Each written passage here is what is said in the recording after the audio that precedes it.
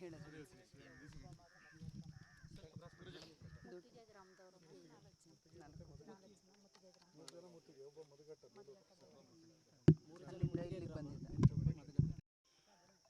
4 ಜನ ಮಕ್ಕಳು ಎಲ್ಲರೂ ಕೂಡ ಒಂದು 13ರಿಂದ 15 ವರ್ಷ ಮುತ್ತಿಗೆ ಗ್ರಾಮದವರು.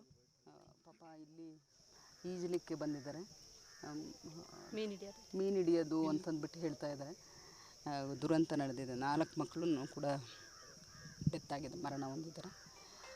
ನಮಗೆ ಮೊನ್ನೆ ಮುಖ್ಯಮಂತ್ರಿಗಳ ಪರಿಹಾರ ನಿಧಿಯಿಂದ ಏನು ಪರಿಹಾರ ಕೊಡ್ತೀವಿ. ಆ ಮಕ್ಕಳನ್ನಂತೂ ನಾವು ತಂದು ಕೊಡೋಕ್ಕೆ ಆಗಲ್ಲ. ಸೊ ದುಃಖ ಆಗಿದೆ. Thank you. ಎಲ್ಲ ಪುಟ್ಟ ಮಕ್ಕಳು ಮೇಡಮ್, ಬೇಸಿಗೆ ರಜೆ ಇತ್ತು. ಹೌದು. ಈ ದುರ್ಘಟನೆಯಿಂದ ಬೇರೆ ಮಕ್ಕಳಿಗೆ ಯಾವ್ದಾರು ಏನಾದ್ರು ನಿಮ್ಮ ಅಡ್ವೈಸ್ ಕೊಡೋದಾದ್ರೆ? ಅಲ್ಲ, ಬೇಸಿಗೆ ಕಾಲದಲ್ಲಿ ಇವಾಗ ರಜೆ ಇದೆ ಶಾಲೆಗೆ. ಮಕ್ಕಳನ್ನ ಸ್ವಲ್ಪ ಹೊರಗಡೆ ಬಿಟ್ಟಾಗ ಈ ಮಕ್ಕಳೆಲ್ಲಿ ಹೋಗ್ತಾರೆ, ಏನು ಮಾಡ್ತಾರೆ ಅಂತಂದ್ಬಿಟ್ಟು ಒಂದು ನಿಗಾ ಇರಲಿ ತಂದೆ ತಾಯಿಗಳಿಗೆ, ಪೋಷಕರಿಗೆ. ನಿಗಾ ಇದ್ದರೆ ಮಕ್ಕಳೆಲ್ಲಿ ಹೋಗ್ತಾರೆ, ಎಲ್ಲಿ ಬರ್ತಾರೆ. ಸೊ ಮಕ್ಕಳನ್ನ ಈ ಥರದ ಅಪಾಯದಿಂದ ತಪ್ಪಿಸ್ಬೋದಾಗಿದೆ. ಎಲ್ಲ ಬಾಡಿ ಹೊರಗಡೆ ತೆಗೆದಾಗಿದೆ. ನಮ್ಮ ಫೈರ್ ಅವರೇ ಮಾಡಿದ್ದಾರೆ, ತೆಗೆದಿದ್ದಾರೆ. Thank you.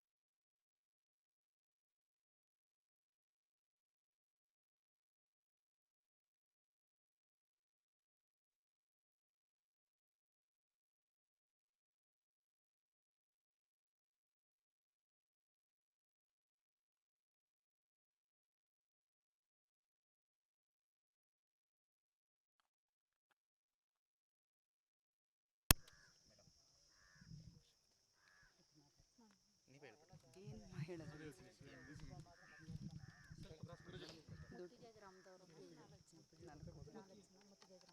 ಮುತ್ತಿಗೆ ಗ್ರಾಮದವರು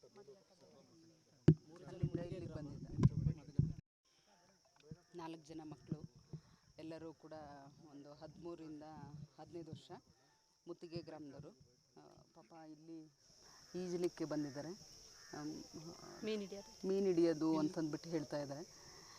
ದುರಂತ ನಡೆದಿದೆ. 4 ಮಕ್ಕಳನ್ನು ಕೂಡ ಡೆತ್ ಆಗಿದೆ, ಮರಣ ಹೊಂದಿದ್ದಾರೆ. ನಮಗೆ ಮೊನ್ನೆ ಮುಖ್ಯಮಂತ್ರಿಗಳ ಪರಿಹಾರ ನಿಧಿಯಿಂದ ಏನು ಪರಿಹಾರ ಕೊಡ್ತೀವಿ. ಆ ಮಕ್ಕಳನ್ನಂತೂ ನಾವು ತಂದು ಕೊಡೋಕ್ಕೆ ಆಗಲ್ಲ. ಸೊ ದುಃಖ ಆಗಿದೆ. Thank you. ಎಲ್ಲ ಪುಟ್ಟ ಮಕ್ಕಳು ಮೇಡಮ್, ಬೇಸಿಗೆ ರಜೆ ಇತ್ತು. ಹೌದು. ಈ ದುರ್ಘಟನೆಯಿಂದ ಬೇರೆ ಮಕ್ಕಳಿಗೆ ಯಾವ್ದಾರು ಏನಾದ್ರು ನಿಮ್ಮ ಅಡ್ವೈಸ್ ಕೊಡೋದಾದ್ರೆ? ಅಲ್ಲ, ಬೇಸಿಗೆ ಕಾಲದಲ್ಲಿ ಇವಾಗ ರಜೆ ಇದೆ ಶಾಲೆಗೆ. ಮಕ್ಕಳನ್ನ ಸ್ವಲ್ಪ ಹೊರಗಡೆ ಬಿಟ್ಟಾಗ ಈ ಮಕ್ಕಳೆಲ್ಲಿ ಹೋಗ್ತಾರೆ, ಏನು ಮಾಡ್ತಾರೆ ಅಂತಂದ್ಬಿಟ್ಟು ಒಂದು ನಿಗಾ ಇರಲಿ ತಂದೆ ತಾಯಿಗಳಿಗೆ, ಪೋಷಕರಿಗೆ.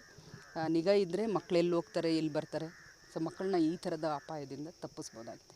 ಎಲ್ಲ ಬಾಡಿ ಹೊರಗಡೆ ತೆಗೆದಾಗಿದೆ. ನಮ್ಮ ಫೈರ್ ಅವರೇ ಮಾಡಿದ್ದಾರೆ, ತೆಗೆದಿದ್ದಾರೆ.